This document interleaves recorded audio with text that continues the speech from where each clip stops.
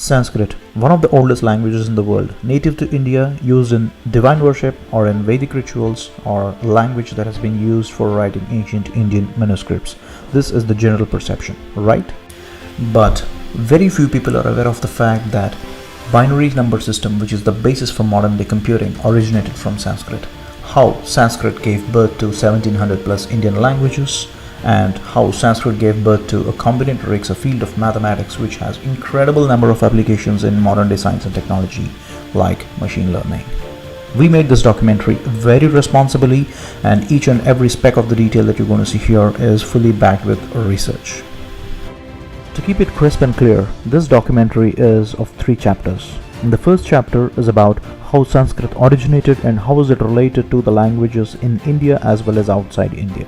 And in the second chapter, we're going to see what is the link between Sanskrit and computing. We'll walk you through in detail about what is fact and what is fiction in this space. It's going to be very interesting, and do not skip it at all.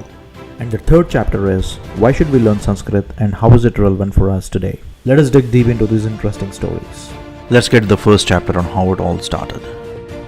According to the continental drift theory, this is how our Earth looked like around 250 million years ago. And today, we have something like this with all the continents separated from each other. As the land masses get separated from each other, the life forms also follow the same pattern. They get distributed across the continents. They split and they evolve. Diverge and evolve. This has been the pattern for everything in this world, and language is no exception. According to the modern history, Proto-Indo-European language, something that existed between 4500 and 2000 BC, is the mother of all the Indo-European language families as we know today. Around 50% of the world's spoken languages today have originated from Proto-Indo-European. Here is an example of how the word Mahathir from Proto-Indo-European evolved into mother in different Indo-European languages that are spoken today. English, Scottish, Irish, Portuguese, Spanish, French, Italian, everything originated from Latin, while Greek has its own way right from the olden times, and German from the Proto-Germanic, Norse, Proto-Slavic, Proto-Indo-Iranian. So a lot of language families that you can see here, and how they originated from the Proto-Indo-European language. If we zoom into India, Sanskrit is the root language for a vast majority of the languages spoken in India today. Well, not just in India, but Sanskrit also shares similar roots as in certain European languages like Lithuanian. Let's take a quick look on which all languages are very closely related to Sanskrit. A Western of ancient Persia, ancient Greek of Greece, Old Latin of Italy, Lithuanian, and the languages of the Baltic nations. All these have very close connect with Sanskrit. Of all these, particularly the Baltic nations and especially Lithuania shares very close roots with Sanskrit. And that's what the Department of the Lithuanian Studies of the University of Lithuania says, as you can read. In 2019, the government of Lithuania published a book of 10,000 common words between Sanskrit and Lithuania and presented to the Vice President of India, Sri Venkaiah Naidu. As you can see the words, how similar they are. Fire in English is Agni in Sanskrit and Ugnis in Lithuania. God in English is Deva in Sanskrit and Devas in Lithuania. Death, English, Sanskrit, Mrityu, or in Lithuania it is Mirtis. A day in English is Dina in Sanskrit and Diana in Lithuania. Tooth is Danta in Sanskrit and Dantis in Lithuania. In addition to the linguistic aspects, on the cultural front as well, Lithuania shares certain common roots with the ancient Vedic culture. The pagan traditions of Lithuania, called as Remover, or it derives from its root word Rom, which means peace and calmness. It has interesting similarities with the Vedic culture on fire worship, worship of the elements of the nature, etc. Well, that's a topic for another day. Let's get back to Sanskrit. Let's take a quick look on how all the Indian languages originated from Sanskrit. That's Proto-Indo-European, and let's leave out rest of all European languages and focus only on India. From Proto-Indo-European, Vedic Sanskrit and Tamil were the first to evolve. From Vedic Sanskrit evolved the classical Sanskrit, which is more commonly used as a spoken language in ancient India. From both classical Sanskrit and Tamil evolved Malayalam, Kannada, and Telugu. And from classical Sanskrit evolved a wide variety of languages called Prakrits, which has Hindi, Bengali, Oriya, Bihari, Gujarati, Marathi, Rajasthani, Sindhi, Punjabi, Sinhali, Assamese, Konkani, and Maithili. And from Sino-Tibetan family, we have Bodo and Methi, which are spoken in the northeastern parts of India. And from the Indo-Iranian family, we have Urdu. All this is fine, but what is the basis for the Proto-Indo-European language? As per the current history, that is the farthest that we can go back into the past. We don't know the further origins of Proto-Indo-European language. Every question has an answer, and the only way to find it is just to search for it. And from this point onwards, this documentary is going to take a totally different direction. And before that, I'd like to say one thing. Truth is something that always exists. It's about how we seek it, and you'll get to know why I said that. First, let's get the basics right. It is not Sanskrit, it is not Sanskrit, it is Samskritam, which means a well-perfected language. So let's address it as Samskritam from here on. According to the recorded history, 2600 years ago, that's in 600 BC, Panini Maharshi wrote a treatise on Samskritam grammar, which is called as Ashtadhyayi. It's of 8 chapters. Not just in India, but across the world, today, Ashtadhyayi is considered as the world's oldest living treatise on grammar and also the most complex and comprehensive one on linguistics ever known to mankind. Druttavasanen natarajarajo nanadadakkam navapanchavaram uddhartukamah sanakadisiddhan etadvimarsho sivasutra jalam. This is the opening slokam for Panini's Ashtadhyayi. It says that Lord Shiva, at the end of his cosmic dance, made 14 beats out of his damaru and pronounced 14 principles which are called as Shiva Sutras. The 14 Shiva Sutras are as follows: A I Una, Ruluk, E Om, I Ouch, Hayavarat, Lana, Yamangana Nama, Jabhaya, Gadadash, Jabagadadash, Khapa Chatatava Chatatava, Kapaya, Shashasara, Hala.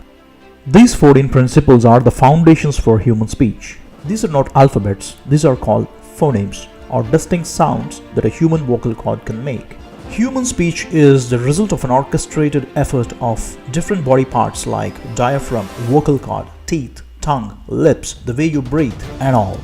The easiest way to understand Shiva Sutras is these are the exhaustive list of sounds that you can make with your vocal cord. And these sounds mix among themselves to create the alphabets what we use today. Let's try again once more. And here is an undated manuscript of Panini's Ashtadhyayi. Please note that this is not the original version of Panini but is a copy of Panini's version, but still it's few centuries old. A I Una, Ruluk, E Om, I Ouch, Hayavarata, Lana, Yamangana Nama, Jabhaya, Gadadash, Jabagadadash, Khapa Chatatava Chatatava, Kapaya, Shashasara, Hala. Now let's see how Shiva Sutras gave birth to different Indian languages. As I said, these phonemes mix among themselves to create the alphabets. Let's take the first 3 for example. A, I, U. A drops as A for all the languages, and A mixes up twice to create A, and E as in 1, and E plus E as E, and U is in 1, and U plus U is U. So that is A, I, U, U of all the Indian languages. Like this, rest all alphabets are created as a mixture of Shiva Sutras among themselves. In my opinion, Shiva Sutras is the textbook definition of the very ethos of India, which is unity in diversity. There is no other country in this world which is as linguistically diverse as India, and it's incredibly surprising to see how everything rolls up to the Shiva Sutras. There you have Shiva Sutras, and from Shiva Sutras came Rigvedam, Yajurvedam, Samavedam, and Atharvana Vedam, which has Aranyaka, Brahmana, Samhita, and Upanishads as part of them. And then we have 6 Vedangas: Siksha, study of phonetics; Vyakarana, study of grammar; Chandas, study of rhythm and prosody; Nirukta, study of etymology; Jyotishya, study of astronomy; Kalpa, study of rituals. And then we have 4 Upavedas: Ayurvedam, study of medicine and life sciences; Gandharva Veda, study of music, art and dance; Dhanurveda, study of archery and warfare; and Ardhashastra, study of business administration, commerce and political sciences.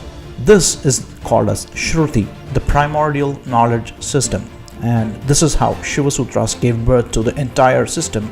And in short, and more commonly, all these put together are called as the Vedas. And this entire knowledge system is in Sanskritam. In the field of linguistics, Sanskritam always takes the center stage when it comes to research because of its antiquity as well as its comprehensiveness as a language. This is a research paper from one of the European universities, and as you can read, it quotes Shiva Sutras, has universal admiration. And also it quotes Panini's Ashtadhyayi as one of the greatest monuments of human intelligence, and Ashtadhyayi continues to inspire modern day linguistics as well.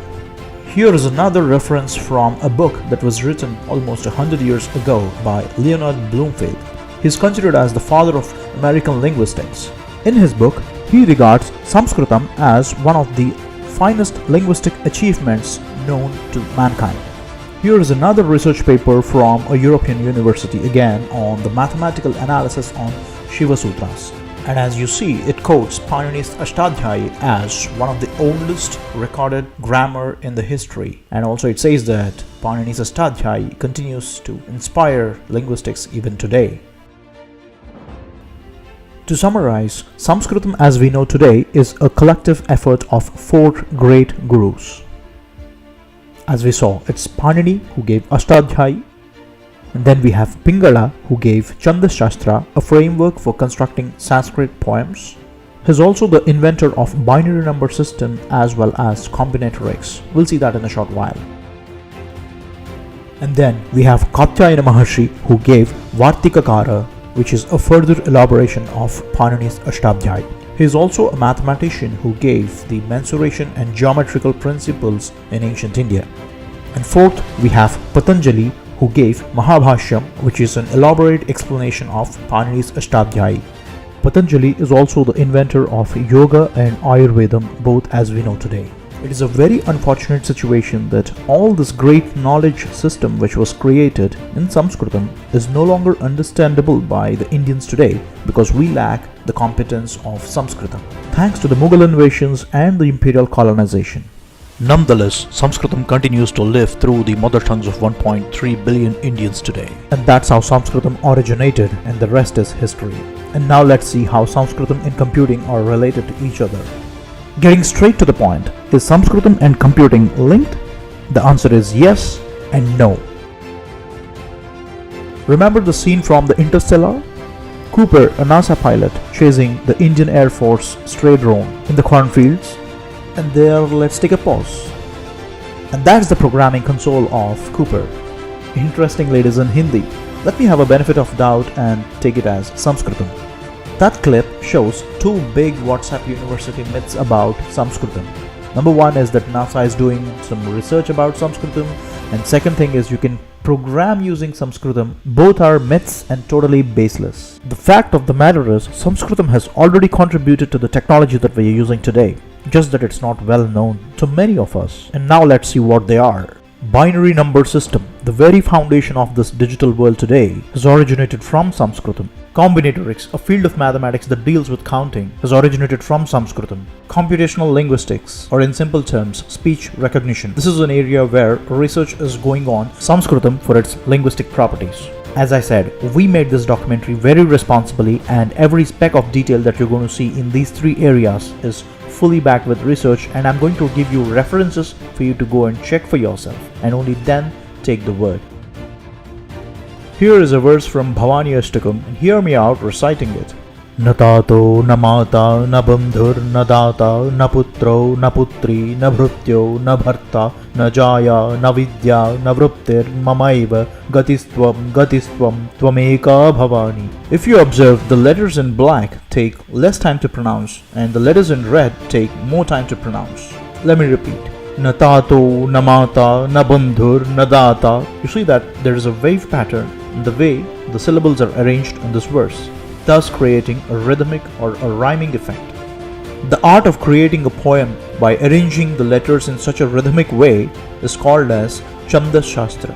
Chandas is one of the 6 Vedangas that we saw some time back. Chandas gives the tone and tenor of the Vedas the way they are recited. In addition to Sanskritam, Kannada and Telugu also has this Chandas Shastra blended into the language. As Chandas gives the pleasant rhythm to the Sanskritam poems, it is metaphorically compared with Chand, which is moon, and hence the name Chandas Shastra.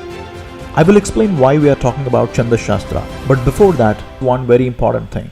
Just like in music, where every song that we listen is an arrangement of 7 different notes in different combinations. Same way, every Sanskritam poem is a huge combination of short syllables and long syllables, or in other words, Laghu and Guru. The rhyming and beauty of the Sanskritam poem lies in how beautifully we arrange these short syllables and long syllables.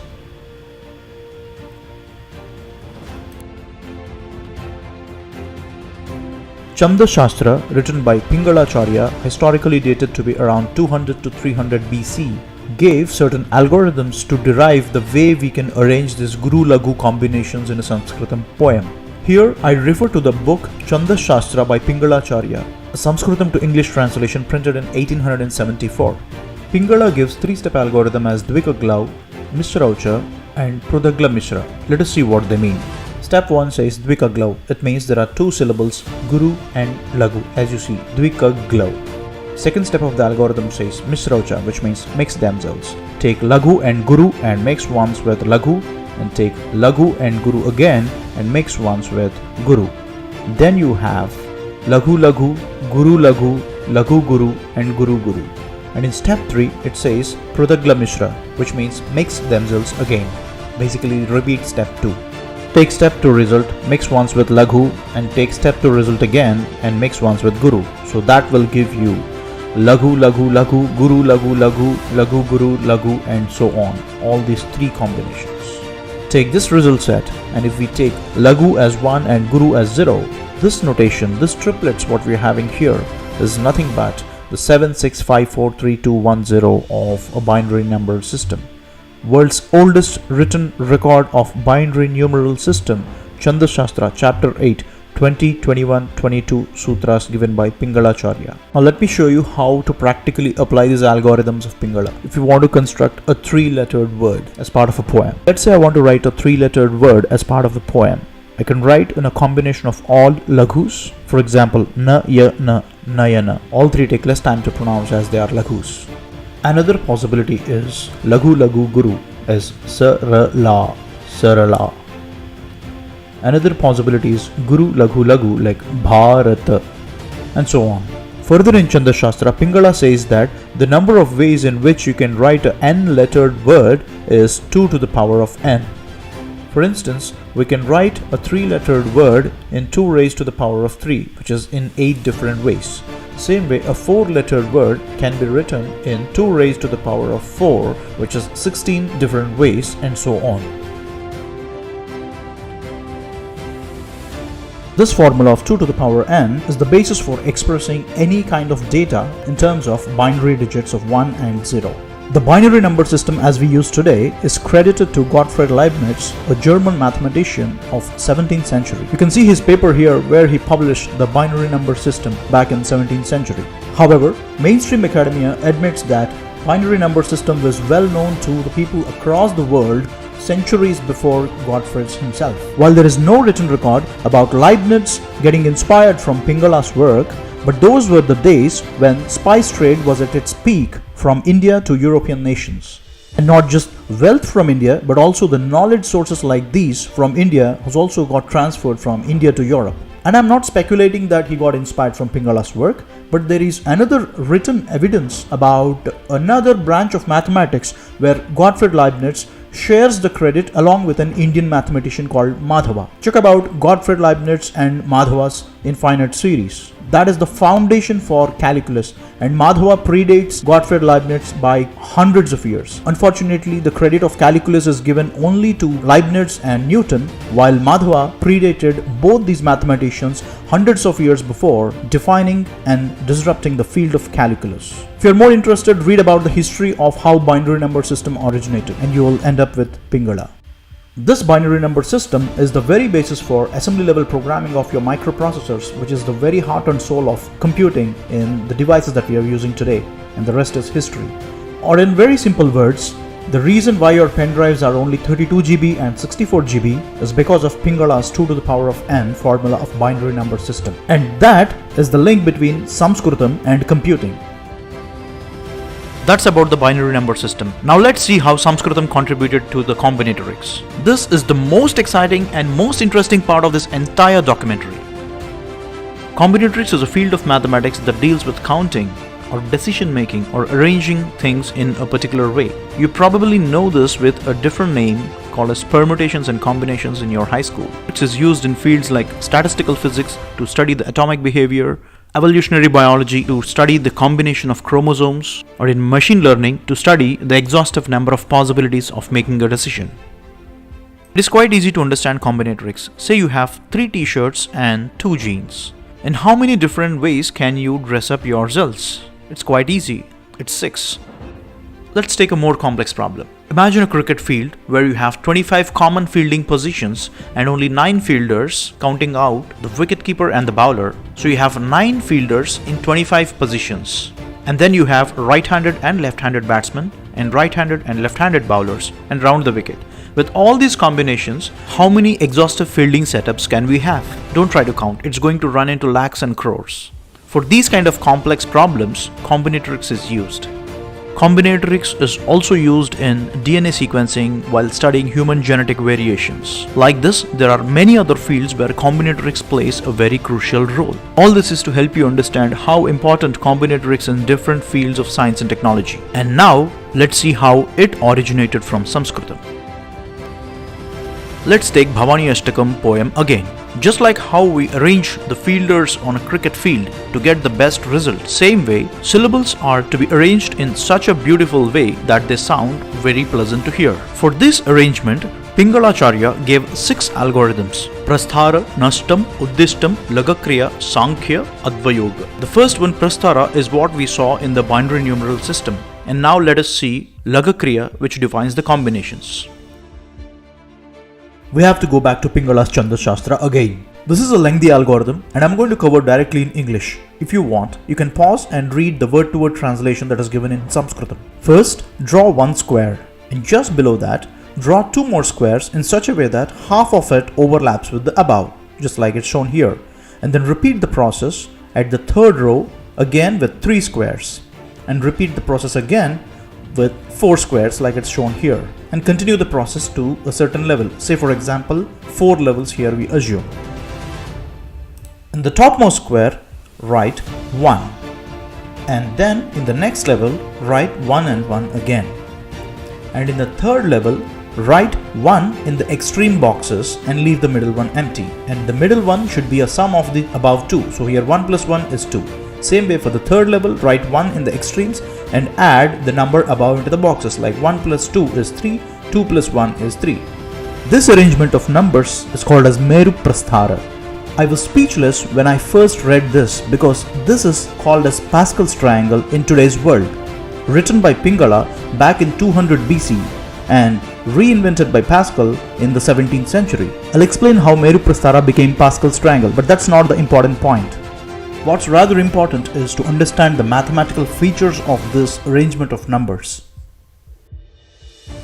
Firstly, the name Meru Prasthara metaphorically represents the Mahameru Yantra of Sri Chakra. Let's not get much into this topic, but I'll briefly explain what it is in a little while.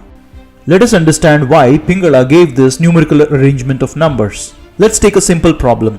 Say if you have 5 coins, in how many ways we can get only 2 heads and 4 tails? In how many different ways can I get these combination? We can just write it down. We can just look up this Meru Prasthara table to solve this problem.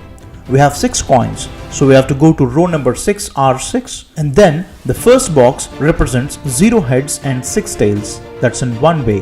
You can have 0 heads and all tails in just one way. So that's 1. The second box says 6. So basically the 6 is 1 heads and 5 tails in 6 different ways. And the third one says 2 heads and 4 tails in 15 different ways. So the answer to the question is, it is in 15 different ways that we can get 2 heads and 4 tails. So basically Meru Prastara is just a lookup table of numbers in terms of how can we play with different combinations. Now let's exactly replace the 6 coin problem with a 6-letter word. Imagine that you would like to compose a 6-letter word as part of a poem where you want only 2 gurus and 4 laghus. So you want a 6-letter word, just like the coin problem. Go to the 6th row, and then the third box is going to give you 2 gurus and 4 laghu combination, or vice versa. So that is in 15 different ways that you can write such kind of a word which has 2 gurus and 4 laghus. In the previous algorithm, 2 to the power of n gives you all the possibilities of writing a word. Here in a 6-letter word, 2 power 6 is 64. That means you can write in 64 different ways, irrespective of how many laghus or how many gurus are there. A 6-letter word can be written in 64 different ways. But if you specifically want 2 laghus and 4 gurus or vice versa, then this table is to look up and understand how many ways you can write that expected combination of laghus and gurus. And that is the purpose of Meru Prastara. This is the worksheet of an unknown Sanskritam poet writing down the Meru Prastara. Almost in the year 755, you see the combinations of guru, laghu, how they wrote to identify different words and their combinations. It was incredibly surprising for me to see this manuscript, which is 1300 years old. And this was way back in the year approximately 755 AD. This is 1000 years before Pascal, quote unquote, invented Pascal's triangle. Meru Prastara has a lot of applications in different areas of mathematics. Here is one example, the binomial theorem. Meru Prastara is nothing but the arrangement of the binomial coefficients. A plus b whole square is equal to a square plus 2ab plus b square. You see the coefficients can be directly read from the table. Same way for a plus b whole cube, and again a plus b to the power of 4. You can directly read the binomial coefficients from the Meru Prastara. Another very important mathematical feature of Meru Prastara is if you add up the diagonals, it gives out the Fibonacci series, which are in golden ratio. These series are called as Fibonacci series because an Italian mathematician, Fibonacci, in the 13th century wrote a book called Liber Abaci. This book is all about introducing Indian way of arithmetic operations to Europe. Thanks to Fibonacci, he really gave credit to Indians and he did not claim any of the work as his own. Fibonacci is the first one to introduce the Indian way of mathematics, or the Hindu numeral system, what the whole world is using today. He is the first one to introduce that to Europe. I will do a separate documentary only focusing on Liber Abaci. But for now, let's move on. Fibonacci series is very special because we see it directly visible in the nature. For example, a sunflower arranges all its seeds in a Fibonacci sequence so that it can accommodate maximum number of seeds in its womb. Same way, a cauliflower also follows a Fibonacci sequence. It's a huge topic. If you're interested, read about Fibonacci series. And now you know that Fibonacci series came from Meru Prastara. Like this, there are many mathematical patterns coming out of Meru Prastara. Even till today, mathematicians are discovering new patterns with respect to Meru Prastara or Pascal's triangle, which is more commonly called today. In Hinduism, the Sri Chakra Mahameru Yantra is revered as a symbol of universal motherhood and a source of energy. Sri Chakram is considered as the single source that disseminates different levels of energy. Metaphorically, Meru Prastara also disseminates different kinds of mathematical patterns. Maybe that's the reason the names are alike. Anyways, let's move on. Now let's see how Pingala's Meru Prastara became Pascal's triangle. He wrote it in 200 BCE. It was eventually translated by Omar Khayyam, a Persian mathematician in 11th century, a Chinese mathematician Yang Hui in 13th century, and Niccolo Tartaglia, an Italian mathematician in 16th century, and finally by Blaise Pascal from France in 16th century. This is a classic example of how the knowledge originated in India traveled across the world, contributing to the betterment of humanity. Let me be very clear on one aspect here. I'm not saying that the human intellect is a property of Indians. No, that's absolutely nonsense. My only point is the credit should be given to where it rightfully belongs to. Period. If we roll all the way back to Shiva Sutras, that's where we started. So Shiva Sutras gave birth to the 4 Vedas: Rig Veda, Samaveda, Atharvana Veda and Yajur Veda. And these 4 Vedas are accompanied by 6 Vedangas: Siksha, Nirukta, Vyakarana, Kalpa, Jyotisha and Chamdas, written by Pingalacharya, in which he gave 6 combinatorial algorithms, of which we could cover only 2.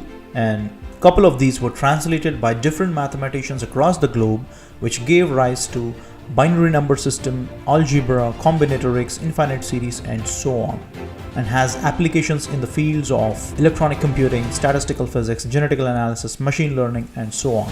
So this is the end-to-end picture of how Shiva Sutras, which is the very basis of human speech, an art form, Sanskritam, which has given rise to all these mathematical and technological advancements that we are having today. This is no exaggeration. You can check each and every aspect of it for yourself. And there comes the third and the last contribution of Sanskritam to technology, which is in computational linguistics or speech recognition. Computational linguistics is a technology which deals with human speech recognition. Your Siri, Google Home, Alexa, all these are the voice assistants that run on computational linguistics. The very fundamental of computational linguistics is natural language processing. That means to understand what we are speaking, the machine should be able to understand what we are speaking and respond accordingly. This is an area where there has been some research on Sanskritam for its linguistic properties. There are certain linguistic properties of Sanskritam that sets it apart from any other language in the world. For instance, you can write Sanskritam in the shortest of the form called as a sutra format. So it is a ciphered format that you can write a huge message condensed into a very small format. Here is an example that we are seeing in Panini's Ashtadhyayi. The entire Panini's Ashtadhyayi is written in a sutra format. The rules are very condensed, at the same time very deep in its meaning. Also, Sanskritam has certain special properties, like it can create new words by fusing existing words, which is called as Sandhi. Like this, there are many properties of Sanskritam which are making it a special language to see how can we derive cues from its traits and make the natural language processing more effective. In the year 1985, a NASA engineer published a white paper on Sanskritam and its role in artificial intelligence, which is natural language processing. This is just an individual research but has no role of NASA directly involved as such, and probably this white paper is the root cause for all those baseless myths about NASA and Sanskritam. This white paper doesn't really hold any weight at this point in time. A more reliable source is in JNU, India. There is a department which is dedicated for computational linguistics of Sanskritam, and they have been doing quite some work. If you're interested, you can check the portal. So that is the link between Sanskritam and computing. We tried our best to bring the factual information about Sanskritam and computing to you, and please help us spread this word. And last but most important of all, why do we need to learn Sanskritam? Let us understand how human intelligence works. Your memories of the past plus your imagination about the future, these two will affect your decision in the present. This is a simple equation of how human intelligence works. Take a pause and think about yourself. Let me explain with a simple example. You want to decide whether you want to eat a chocolate or not. Your memory of the past tells you how a chocolate tastes like. It triggers a desire in you. Eventually, you will also imagine if you eat the chocolate, is that good for your diet or not? That's an imagination about the future. These two put together will finally help you take a decision whether you want to eat the chocolate at that point in time or not. And that decision of the present, good or bad, will become your memory and the loop continues. And this is what we call as human intelligence. So memory is very crucial for human intelligence, and that part of the brain which stores the long-term memory is called as hippocampus. Why I am saying this? There has been a research done on Sanskritam Pandits who have been memorizing and reciting Sanskritam slokams for years, apparently there has been a positive growth in their brain. Here is a research that was telecasted in Doordarshan in 2019. Take a look. Extraordinary memory power of the Sanskrit scholars. How can they memorize vast texts such as Vedas and Upanishads as they are and pass it on to the next generation? Now, latest researchers have unraveled this mystery and named the phenomenon as Sanskrit effect. Memorizing Vedic mantras enhances the brain regions associated with cognitive functions such as memory. The term compare the two groups. Brain के कौन से structures हैं वो बदले हैं औरों के मुकाबले, और यहाँ हम देखते हैं कि जैसे हम लोगों ने सोचा था कि हिपोकैम्पस या मेमोरी का वो हिस्सा जो है वो थोड़ा बड़ा हुआ था. Group of highly specialized memorizers and reciters of Vedic Sanskrit and of associated texts. Is there structural plasticity in their brains that's probably related to that practice? And we showed that for sure. We showed very dramatic differences in brain structure. This is not a magic or something. We can easily break it down.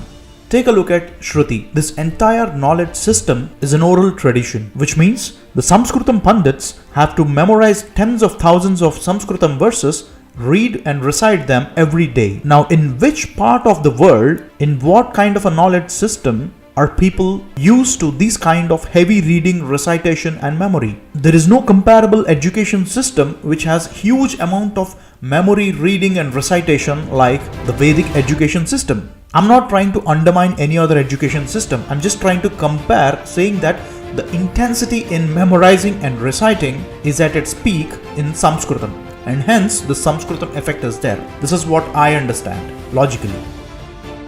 Coincidentally, Gayatri Mantram, which is considered as the epitome of all the mantrams in Sanskritam, which is recited couple of hundreds or thousands of times a day, holds the same meaning as the outcome of the research. Om Bhurbhuva Svaha Tatsat Viturvarenyam Bhargo Devasya Dhimahi Dhiyo Yonaha Prachodayat, which means empower our intellect. Sanskritam, in my opinion, is the richest heritage of India and is the property of 1.3 billion Indians, irrespective of caste or religion or any other aspect. But how can that be saved? Here is what I feel so. Vagardha vipasampruktav vagardha pratipattaye jagatah pitarau vande parvati parameshwarau. This verse says that if a word is a manifestation of Ma Parvati, the meaning of it is the manifestation of Lord Shiva. Just like how inseparable they are, every word and its meaning is inseparable. In simple words, every language is divine. Be it Hindi, Tamil, Telugu, Kannada, French, Malayalam, Arabic, Urdu, Russian, whichever language that you take, we should never ever hate any language, period. So first thing, stop fighting about the language supremacy. Second, your mother tongue is a relic of Sanskritam. So save it by speaking it. And let me tell you one very important thing. The moment we are ashamed of our own mother tongue, that is the moment where we are killing our own self-confidence and self-respect inherently. Third, and most important of all, save Sanskritam by learning it. Or if you can afford, help people who are learning Sanskritam. This is our 2 cents from Project SHIVOHAM to raise awareness about Sanskritam. Thank you for watching.